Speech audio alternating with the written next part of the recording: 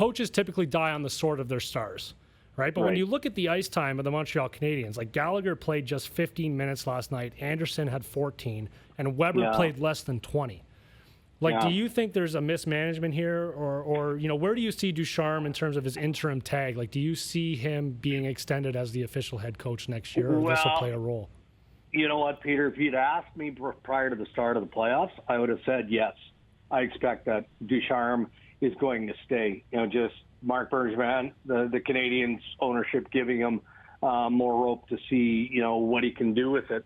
But I'm not so sure now, but I'm also then wondering, was the goaltender interference challenge early in the series maybe a peek into a window of how things are happening now within management and coaching in Montreal? And what I mean by that is, how hands-on is Marc Bergevin?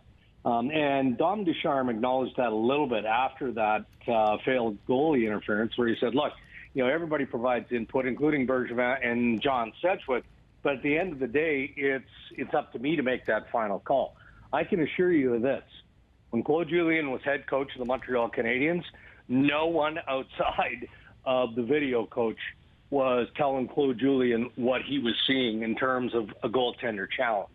So maybe it's just a one-off. Maybe it's not that big of a deal.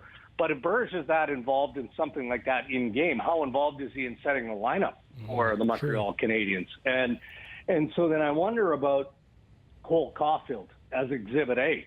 He couldn't get into the series because they wanted to go with a veteran lineup. And then in Game 3, the kid, I guess, earned the ice time.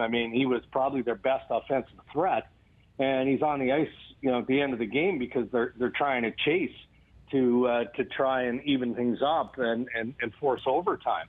But then I look at some of the other pieces, Peter, that you've mentioned here.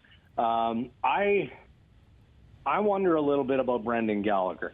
Heart and soul of the Montreal Canadiens. Every team in the league would love to have him for the qualities that he has, especially when it comes to character. But all kidding aside, if he's playing for the Toronto Maple Leafs, where is he playing? He's probably on their third line, right? Or a deeper team, Colorado, Vegas, go down the list. Maybe the expectation of what Brendan Gallagher is able to do offensively is a little off kilter. So I think there's a lot of searching going on, but if they get doused in 5, then the audit afterwards has to include management, has to include the coaching staff, and then you take a look at your roster and see if the pieces of the puzzle are the right pieces. It's hard to imagine that Marc Bergevin, even though I don't think he's going to get let go, but he did so much to get this team ready for the playoffs, and it hasn't worked out. So are they a better team than they've shown because of the players and lack of execution, all of that? Or is it just simply that they ran into a team that's much better in the Toronto Maple Leafs?